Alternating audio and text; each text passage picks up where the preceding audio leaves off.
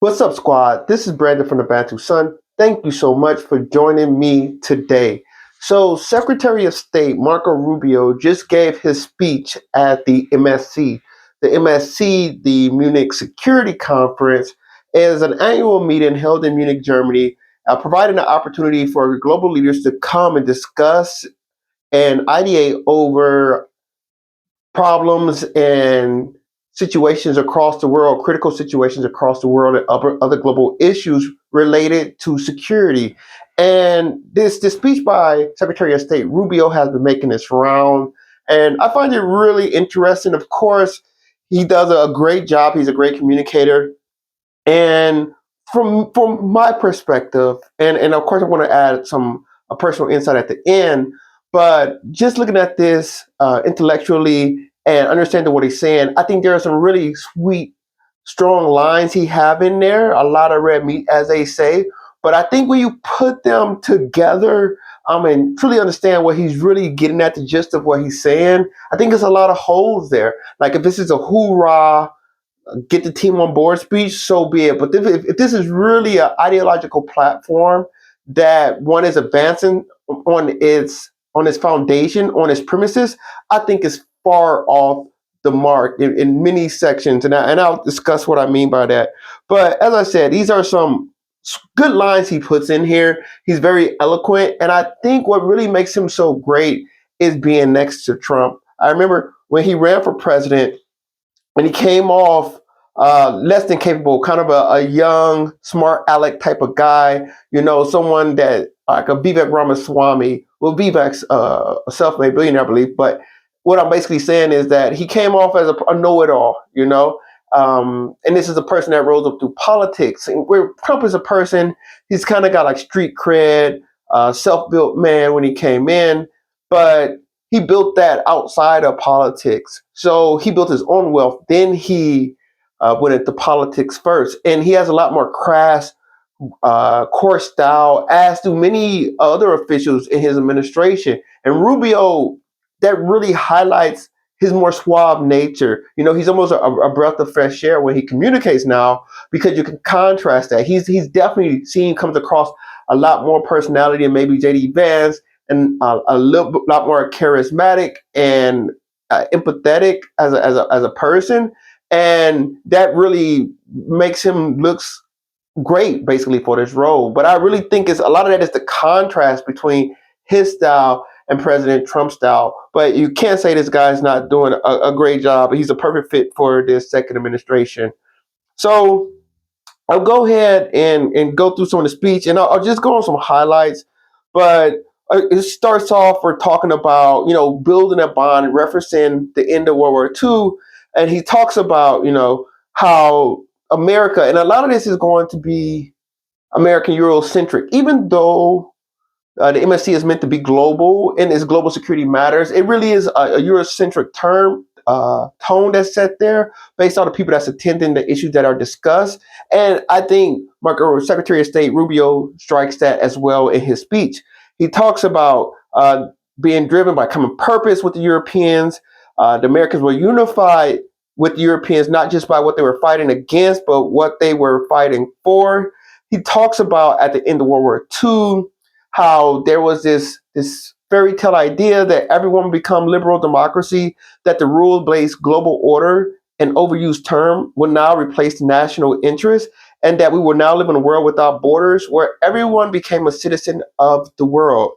He said was a foolish idea that ignored both human nature and ignored the lessons of over 5,000 years of recorded human history, and it has cost us dearly. And this is nonsensical. I think first of all, this connection across, this is what I don't like, because what he's really doing is, these are what I would say dog whistles to, you would call maybe a white nationalist. He's trying to connect this idea of liberal democracy, which is a very niche part of European history, right? It's about Western half at Europe at most, but you have some key markets, but especially when you get to like liberal democracy or international finance, globalism, these are concepts of countries such as of Netherlands during the Golden Age, of the United Kingdom. These aren't universally shared with the history. The history of Central and Eastern Europe is drastically different than the history of Western Europe. And the history of continental Europe is drastically different than the concept and the history of a United Kingdom, which was an offshoot island. So while the Eastern Europeans were fighting for their lives against Asian steppe horse raiders or Mongols or the Huns, or fighting off Islamic warriors in the Mediterranean, whether you had like the Greeks and the Ottomans or the Spanish with the Moors, you these are different histories. These are different people and different cultures. And of course, Europe, what happened is United Kingdom being on this periphery, as these nations evolved, they benefited, they inherited this, and they built upon this. But it wasn't some type of Europe coming together at one table and saying, who's going to lead this? Okay, UK and Netherlands, what are you guys, liberal democracies? Let's adopt it. But what has happened is liberal democracy has ruled the day because of stability and its efficiencies and the ability of America to scale it. And because America has been able to scale it, I don't see how we say it has cost us dearly. America has one of the most powerful countries in the history of the world, and he's saying it's cost us dearly. So like that's what I'm saying. When you start getting an ideological foundation, you get what they're saying. Like if you want to look at this as a bigoted, xenophobic person, which obviously none of these people are, right? And that's why I say this is interesting, because these are all people. They want you to shop local while they shop for the best price, whether that be local or global. So these are people that's trying to push this like homogenous concept or homogenous way of thinking. But it really has no real basis when you start to think about the cause and effect historically. There's just because their correlation does not mean there is causation. So he sits there and he says, uh, there was a dogmatic vision of free and unfettered trade, even as some nations protected their economies and subsidized their companies. Well, that's not a dogmatic vision of free and unfettered trade. I don't think that's the case. Europe is known for protecting its markets. If anything, America, which has its own tariffs, etc., and which Donald Trump loves to use tariffs, but America historically was known as a protectionist market. Like this free and unfettered trade universally being accepted, I disagree with that. Um, as well. So he said, we increasingly, Americans, outsource our sovereignty to international institutions, while many nations invested in massive welfare states. The cost of maintaining an ability to defend themselves, and other countries have invested most rapidly. This even as other countries have invested in the most rapid military buildup in all of human history. I'm assuming he's talking about the Chinese. And of course, they will have the most rapid buildup because of who they are. They're a billion people, and they're playing catch up. They can't catch up to what the West has already done as far as innovation and development and technology. The West and Japan, I put it in there. So they already have most of the road figured out. They just have to execute. And that's what the Chinese is doing. So it's not that they're doing something abnormal. It's just that they were so behind, so degraded through communism over decades that, of course, this ramp up is very powerful and intimidating, which it should be. It is 1.3 billion people mobilizing. But this is because they see this as their rightful place in the world. Always, hence they call themselves the Middle Kingdom. But he talks about mass immigration, strengthening cohesion of societies, the continuity of culture, and the future of our people. And this is once again what I'm saying. This is not American culture. Of course, America has benefited from mass immigration, the breaking up. Europe doesn't. Europe is more of the old style. We want to preserve things, but ironically, America lives next to all European and rooted countries, primarily Spain and England and France. So these are all Atlantic countries in the Western Hemisphere. The threat of migration in Europe is so stark because Europe is bordering Asia, Africa, in the Middle East, which is Asia. But these are phenomenally different origin stories. So I just saw a graphic the other day that says Muhammad is one of the most popular names in multiple countries in Europe. This is a direct culture change, but America not necessarily had that big gap because we don't have such diverse nations at that root on its borders. So, of course, this is an issue, and of course, the welfare state, and this is something Europe wanted.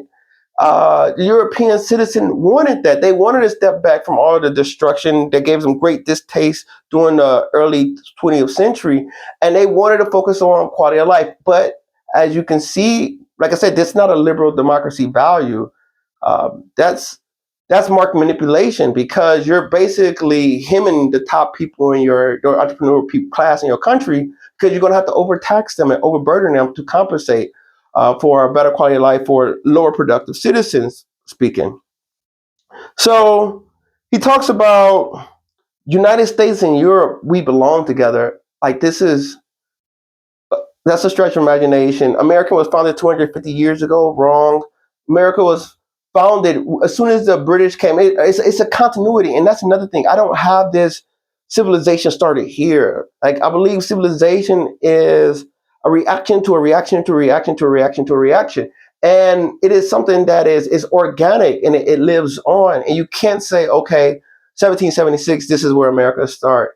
It's rooted in the various facets of the people, the vast groups of people, primarily from Europe that settled on America, but I can say primarily from England or the United Kingdom that settled on these shores, but also the Dutch influence as well that was here. And you can't leave out the Spanish influence on this side of this hemisphere. And with the incorporation of um, the African influence. Like, Africans are one of the longest living groups in this country. Like, Africans were here before, in mass, before Italians were in mass. You know, I don't want to rob Christopher Columbus or Amerigo Vespucci, but what I'm basically saying is that massive Italian immigration didn't happen until the late 19th, early 20th century. So, you know, these concepts of who is American, who is European, or who is American, what is unity, I think he's being very broad, and I know what he's trying to do. He's trying, like I said, this is a pep rally and a hoorah speech. I can't really fault that, but ideologically and principally, I do want to contest some of these things. And he says, but we want to come aboard with people that we're on the same page. We're defending a great civilization that has every reason to be proud of its history, confident of its future, and aims to always be master of its own economic and political destiny. And this is what it really is, the crux of, is these guys don't want to be subject to, they don't think in plurality. Either they're boss or it doesn't exist, right? Either they sit at the head of the table or they want to destroy the table. Now, I do think, yes, there's every culture, every person should find something proud of, something in their history to be proud of, but be a master of his own economic and political destiny, and everybody should be empowered to do so. But doesn't that count for other people? Well, only the West or only Europe get to be empowered about their culture and destiny. Then he talks about deindustrialization was not inevitable. It was a conscious policy choice. I don't believe in this. What happened in America? Offshore, low skilled jobs, because they became more efficient in Asian markets. Asian markets were able to develop and raise their standard of living, which created more consumers for higher quality of goods or higher tech goods from America, which America was able to create because now they freed up bandwidth and they can focus on innovation and development, which is a higher tier, technologically advanced society should be doing.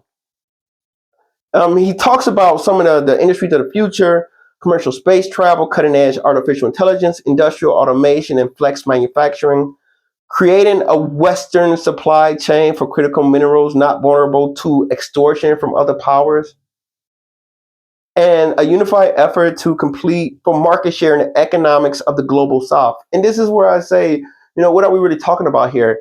To compete for market share in the global south, as if the global south has to be condemned to perpetual subservience and it can only be consumers. So it's all about who's going to eat this deer, my friend the lion or my other friend the lion. Like, it's almost predatory when you kind of like look behind the veil of what's the tone being set here. You say he wants to control who and how many people can enter that country. No problem. Um, he's not saying let's abandon the systems that we set up. Let's just evolve them to fit modern times. No problem. But that's what I'm saying. These systems, they're not getting decisions they want. So then they saying, because we're not getting what we want or it's not desirable for what we want, let's just get rid of them. And like, truthfully, they've been running the show. When I say they, Europe and in America. If you look at The Hague or you look at the criminal court, most of the people that get tried there is not European leaders, except the Serbs. And this is where I talk about the delineation of Europe, that the Western European and the Eastern European is completely different. But he talks about this understanding of most of those leaders that go to The Hague or international court, they're not Western or European. They come from weaker states that they bully on because they're all African. Most of them come from Africa. They go to Africa in countries that are a fraction of development, and then they condemn them. And then they put them on, and they fly them out and put them on trial. So, but is that because of justice or because they're more powerful? They can do this. He talks about 5 centuries in the World War. He said the West was expanding, missionaries, pilgrims, soldiers, explorers, etc. Of course, they built vast empires. Everybody's on board with that, extending out to the globe. But in 1945, since the first time since the age of Columbus, it was contracted. It wasn't contracting. It met its extent. What happened is the world was fragmented. Euro exploration connected the dots, brought it together, and then they made a hard wall. There was no more land to conquer. So once the pie started growing, people started to argue over their share. And that's exactly what happened. But it wasn't some great decline because they ran out of people to conquest and subjugate. Um, he talks about building up European allies to defend themselves, which is, of course, fair and required. But I want to cut to two main parts that really caught my eye. He says he wants an alliance that does not allow its power to be outsourced, constrained, or subordinated to systems beyond its control. Don't we say this is what this is about every day? When I get up here and we talk, I talk about the ability to influence, to control one's destiny. This is what this is all about. All these fancy words, trust me, the road to get there is not important. What is important is this one line right here: an alliance that does not allow its power to be outsourced, constrained, or subordinated to systems beyond its control. That's what all this is about. That's what all it's about. And when liberalism, global international finance did it, they were on that train. And when protectionism is about it, they're on that train. This is all about winning, ladies and gentlemen. This is all about winning. So whenever you take a tally and a score, make sure you're always looking at points. Because if you're not winning, you're doing something wrong. Don't fall for the hoorah, take one for the team nonsense. Because these people, they set this whole order. This whole order has been set up by the West. From the languages we speak to the administrative and court systems that we acknowledge and the laws and the way we approach things and organize society, this was set up by the West. But because now they have to compete with a rise in Asia, they say, "Oh no, this was a bad idea." And I'll leave off on his speech. Finished with this: we should be proud of what we achieved together in the last century, but now we must confront and embrace the opportunities of a new one. Because yesterday is over, the future is inevitable, and our destiny together awaits. Thank you. You got a standing ovation for that. I thought it was a well-delivered speech. Like I said, in the premise, I disagree with a lot of things. I mean, even on a personal note, I think it's disingenuous to completely describe, like, America is different than Europe. There's maybe 60-70% contribution of European influence in America, which has greatly advanced America. But to dismiss maybe the presence of the African influence in America, the music and the art that has provided a soundtrack and a vibe for this country that has allowed us to make a mega $1 trillion entertainment industry that travels the world. Whether that's the Asian industry that has helped America overcome seemingly unmountable barriers, whether that's building a crossroad railroad or fueling the intellects within Silicon Valley, which is composed of many students from China or India. So America, and I think that's what made America great. This is why America surpassed Europe. It's because America had an open mind based on results. But I think it all comes down to how you see things and your perspective. What he said, I get it, is for the crowd. If I'm in Japan, though, I'm wondering, what does this really mean? If you're in Japan or South Korea, is America really on board with this, or are they playing keep away now? And we're always going to be relegated to second tier. But I still believe personally that America is always going to be great, always going to succeed, as long as it relies on the person and what they've done, not how they look. Thank you. I'd like to hear your comments below. Comment below. Like, share, subscribe if you enjoy the content. Until next time, take care. Bantu up.